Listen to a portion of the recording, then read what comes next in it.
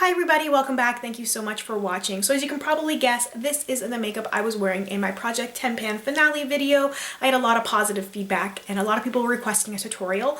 I am not a tutorial expert by any means. I am definitely trying to get better and improve, so any feedback you have on this video would be much appreciated. So anyway, yeah, if you want to find out how I did this look, just keep watching. So here I am with no makeup on, completely barefaced. I haven't done anything to my face besides the regular skincare routine stuff. I'm going to go in first and prime my skin. This is a little baby sample size of the MAC Prep and Prime Skin Base, which is what I've been using in my last few videos. I apologize if I am not looking directly into the camera when I'm doing this. I'm trying to make sure that I stay in focus and that my mirror that I'm looking into is not covering my whole face. My current foundation routine has stayed pretty much the same throughout my last few videos. I've been using a combination of this Tarte Amazonian Clay 12-Hour Coverage Foundation. This is in the shade Fair. And I've been mixing it with some CoverFX custom cover drops. So what I do, I have very little left of this. And it's funny because I actually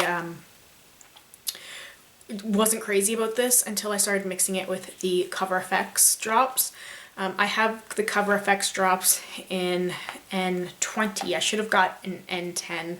I want to get N10. So what I find that this does is it gives even more coverage to this full coverage foundation, and it also helps neutralize the undertones in this foundation. And so I used my finger to mix it in, and then I just used what was on my finger to dot on my face, and then I'm going in with the Tarte. This is the buffing brush, the bamboo buffing brush. Seen a lot of people using this brush. I decided to get it during the 20% off Rouge sale, and I'm so glad I did. So all I'm doing here is buffing the foundation into my skin, taking it onto the brush from the back of my hand and buffing it in. Once I am happy with my foundation, I go in with my concealer. I've been working away on my Urban Decay Naked Skin Concealer. This is in Fair Neutral. I have very little left of this stuff, but I really love this concealer. I find that it's a great color match for me, which is obviously very hard to find. I like that they have different shades of this concealer in different undertones.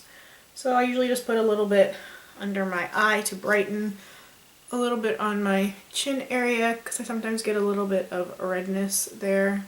I've got a little bit of redness above my lip.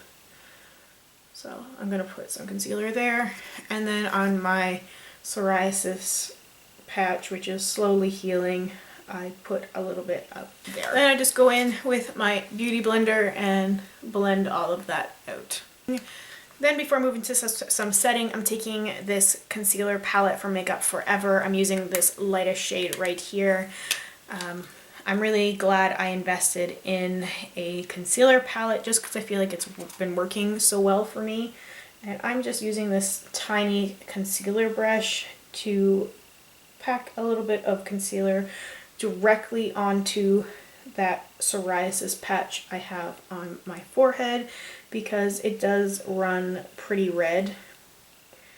And while the foundation alone covers it pretty nicely, I find that sometimes it's still quite noticeable on camera unless I cover it up. Sometimes I will use the green if it's really red, but sometimes I feel like just a little bit of that light Makeup Forever concealer works really well. For setting, I'm going to use some powder from the Kat Von D Shade and Light palette. I can use this shade right here as Levitation. It's pretty much an all-over setting powder because it is like a great, fantastic match for my skin tone, and it just brings a little bit more life to it. And then this yellow shade, which is Lyric, I will mix these two together for setting my under eye. And I really like this palette. I find that it actually is quite versatile. So I've been just using this little setting brush from Real Techniques, which is like the perfect size for under the eye, but I really like using it gently all over the rest of my face. This is what I had done for that video because I found that this light shade, while it is a highlight shade. I find that it just adds so much extra like life and dimension to my skin without taking a lot away from it. So I'm gonna do my eyebrows next. I am by no means an expert at eyebrows. I have terrible, terrible eyebrows, as you can see. But what I found from watching other YouTube videos and learning all these other little tricks is people who would do their brows first and carve them out. So I'm using this tiny baby sample of the Benefit Gimme Brow to give my brows some more shape first. I find that my brows are really kind of wacky and out of control. It's just, I don't really do much to them. I will pluck the occasional stray hair, but this is just what they are. They don't seem to do much but annoy me. And it's amazing the difference that brows can make with your face. I find that the natural way my brows go, they just don't suit my face. I kind of have to work on creating some kind of like an arch, because I feel like that is what I think is more flattering, because they naturally just kind of want to go like almost straight across. So after I'm done with the Gimme Brow, I've gone in with some Anastasia Dipbrow and this brow brush. So it's got the one side that's angled and the one side that's a spoolie. This is the one that I think that's marketed to go with the Dipbrow. And the Dipbrow shade I'm actually using is Taupe, which is like, what? But I like it because it's a cool shade. I have, I think, soft brown or medium brown or something like that too, which I had been using, but my sister actually sent up this one for me because she wasn't using it. She's like, hey, maybe you'll get some use out of it. So I started to use it instead, and I just liked it so much better. So once I'm happy with the general sort of shape of my brows, I'm going back in with that Makeup Forever concealer palette, and I'm using that lightest shade again on a Makeup Forever angled brush, and this is number 172. And this is what I've been using to carve out my eyebrows. So essentially I'm running that right underneath. This is why I like to do this before I do eyeshadow, because then I can kind of blend it in. And I find that it really helps add some definition and makes my brows look cleaner. It usually takes me a while to get happy with my brows. I just set them with a little bit of a clear brown mascara. And now on to the fun stuff, eyes. I am going to be priming my eyes with the Urban Decay primer potion in Original, and I just like to make sure that I get this all over my lid, because I find that it helps my shadows last longer and it helps them look better, and they perform better as well. For this look I use mostly MAC eyeshadows. So on top of the primer, I'm just putting this really light shade here called Orb all over my lid. And this just helps my shadows blend much more smoothly. The reason I used Orb all over my lid is because it is the same or similar to my skin tone, and so it's not a noticeable color. I'm not trying to bring any color or anything to there. I just want to help the shadows I use blend easier. So then I'm going to go in with transition shades. I'm going to first go in with this shade here, which is Soft Brown from MAC. I'm just putting it on my favorite eyeshadow blender brush, which is a like $3 brush from Walmart. And I am using that soft brown shade, putting it a little bit on the outer edge of my crease, and then blending it all the way in. I never really believed in the power of transition shades until I started to experiment with different eye looks and using them, and it really does make a difference. The thing is though, it takes a lot more time. You have to really spend time blending. So all I'm going to be doing for the next couple minutes is gradually adding more soft brown until I'm happy with the way that it looks. Then I'm going to jump into my pre-made MAC palette. This is the Warm Neutral palette. This comes all as a set already together, and I have been obsessed with this palette. I have this one and the Cool Neutral, and I've been using these shadows a lot in my recent videos. I haven't been listing things, but generally when I've been playing around with stuff, I've been using this. So I'm using this shade here, which is Saddle, and this is a warmer brown. It's got a little bit of red to it, and this is the next shade. I'm using it on that same brush, and this is the next shade to go into my crease. And I just feel like this adds a lot of warmth. And by adding soft brown before, I find that it blends in so much smoother and easier.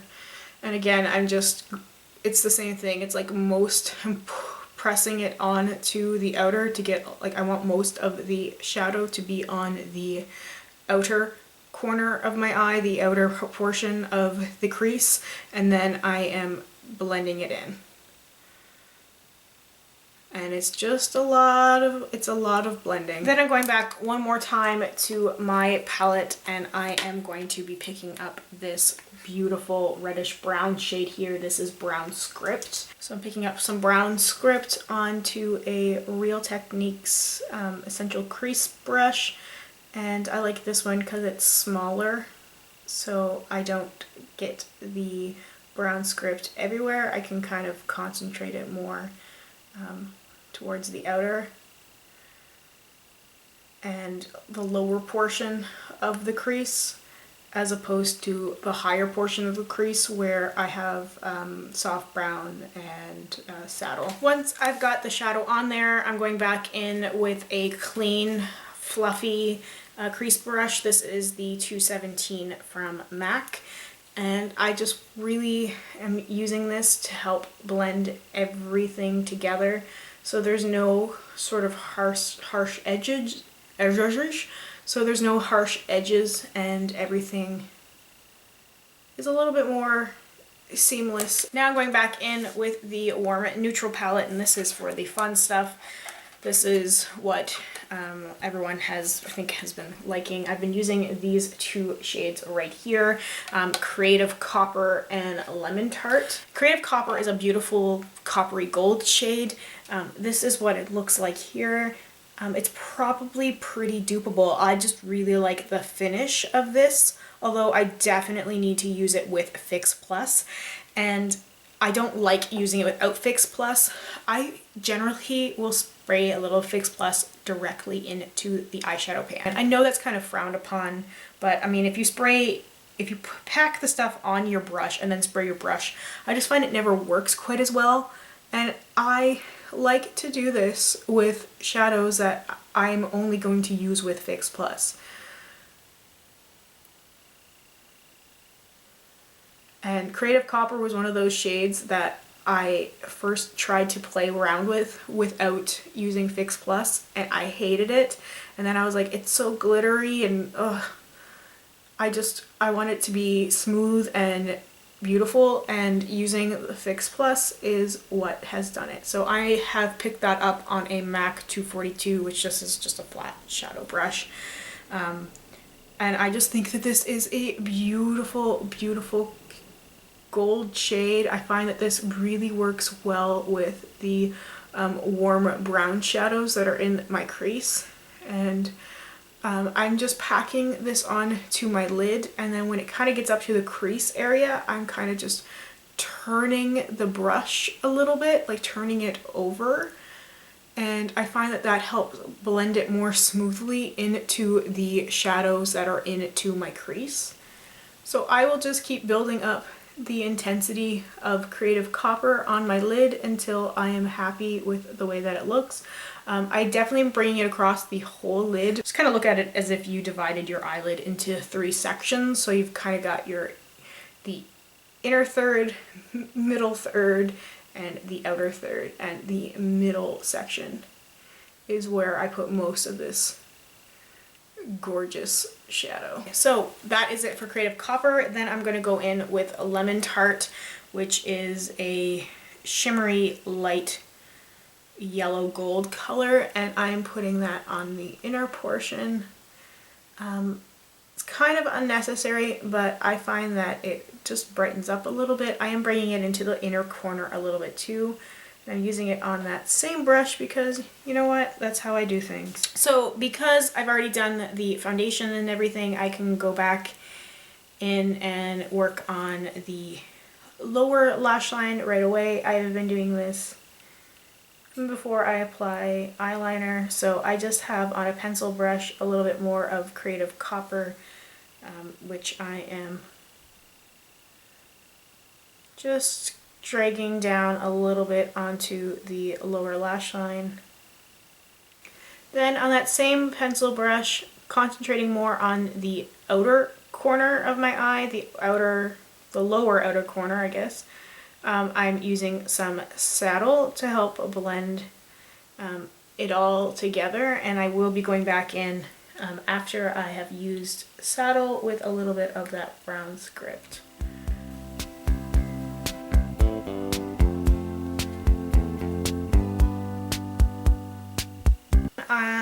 On the MAC 217, the fluffy crease brush, I'm going to take a little bit of soft brown and use it to blend everything on the lower lash line.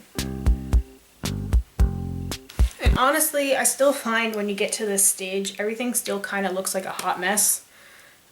It really takes all the finishing touches to kind of bring everything together. So I'm using the Stila Smudge Stick in Damsel, and I am going to be lining my lower lash line and my upper waterline. I need to use my hands to do that, so I'm going to do that off camera, but that's all I'm going to be doing. So you can see it's all starting to come together a little bit more now. I'm also going to be going in with this mascara, and this is the Benefit Roller Lash Mascara, and I'm not going to be too crazy about application because we'll be wearing false eyelashes. Alright, so I'm just gonna do the contour blush highlight stuff. So I'm not gonna spend a lot of time on my highlight contour blush thing. If you guys would like a little bit more information on that, I can definitely do a separate video, but I'm going in with the Shade and Light palette from Kat Von D, and I'm going to be using a combination to contour of the lightest and the darkest shade. And I'm using it on this NARS brush, which has been another one of those game changers. So I just kind of gradually build up a little bit until I'm happy with it. I use the NARS brush for application, and then I usually use a fluffy brush like this one, which is from Sephora, to blend everything out, because I'm not all about that harsh contour. Going back in with the Kat Von D Shade and Light palette, using that lightest shade, I am going to put a little bit of the highlight underneath where I contoured to kind of sculpt it a little bit, but not as harsh as just using that NARS brush would be. It sculpts it just a little bit and brings a little bit more definition. The blush I used was a combination of Gingerly and Pinch Me from MAC. I've been in a MAC phase recently, can you tell?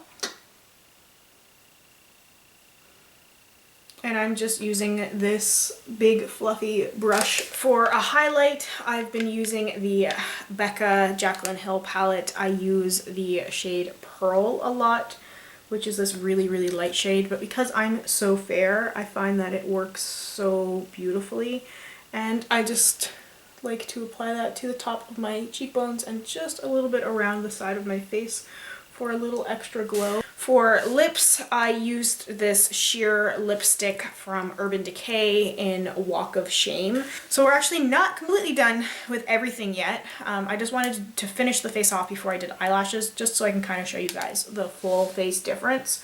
So I then put a little bit of the Makeup Forever Plexi Gloss that was in my Project 10 pan. So if you wanted to, you could certainly leave it here. I think that it looks, I feel like this is a really beautiful look all on its own. However, I've discovered that false eyelashes bring everything to that next level. So even though everything kind of looks good here, when I put on false eyelashes, it's just like bam. So I'm gonna go do one false eyelash and then I'll come back and I'll show you and you'll see what I mean by the difference it makes. So I've put one eyelash on. These are the same lashes I use. You can see there is the look with the eyelash, there's the look without. I think you can really see what a difference just the false eyelash makes. I really like these. These are super cheap drugstore lashes. I haven't really invested in any higher end lashes yet because I'm still playing around with them. I'm really terrible at applying them actually. So these are just I think they're Ardell curvy lashes, which basically just means that there's like less lashes here and it kind of gets bigger as they go out, so they're kind of like a curvy shape. They really go well with a cat eye. However, I'm not doing a cat eye here, but I like the drama from these lashes. So I'm gonna go put the other falsie on and show you the completed look. I apologize if the lighting changed once again. First I had ran out of memory on my card and then I ran out of battery life, so I had to wait till everything could charge. But anyway, there is the final look with the lashes. I think you can tell that there's a huge difference with the lashes as opposed to without the lashes. It just adds something to it. There was a, so I'm just doing a super close up there. There was a few YouTubers I had been watching who mentioned that, who kind of said like, you can do the exact same look with the exact same brushes and the exact same like products and everything, but if you don't do like false lashes, it's not gonna look the same. And they are so right. So that's the look with the false lashes, which as I said, they've been used a few times. I need to kind of replace them, get some new ones.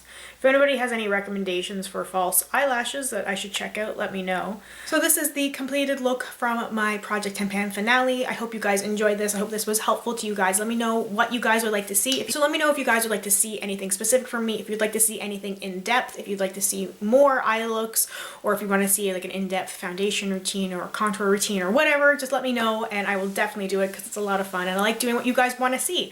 So thank you guys so much for taking the time to watch this video today. I really truly appreciate it and I will see you in my next one. Bye.